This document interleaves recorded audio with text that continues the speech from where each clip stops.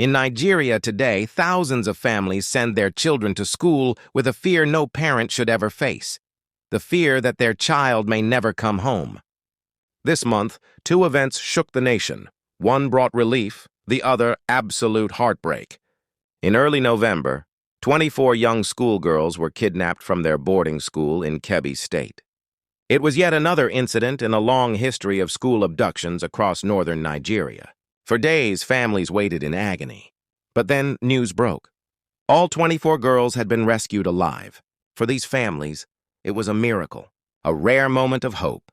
But only days later, Nigeria was plunged into an even greater tragedy. On November 21st, heavily armed gunmen invaded St. Mary's Catholic School in Niger State. In minutes, more than 300 students and 12 teachers were marched into nearby forests and vanished.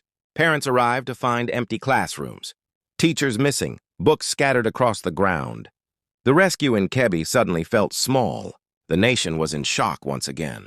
Nigeria has become a dangerous place for students. Armed groups known locally as bandits and insurgents have made schools a target for ransom, for leverage, for power.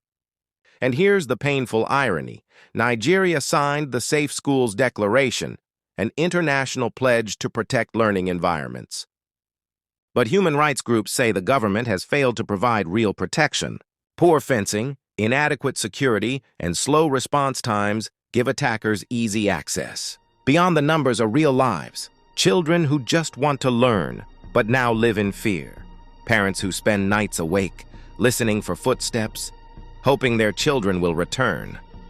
Some schools have shut down completely. Others run with reduced attendance. Experts say Nigeria must take urgent steps.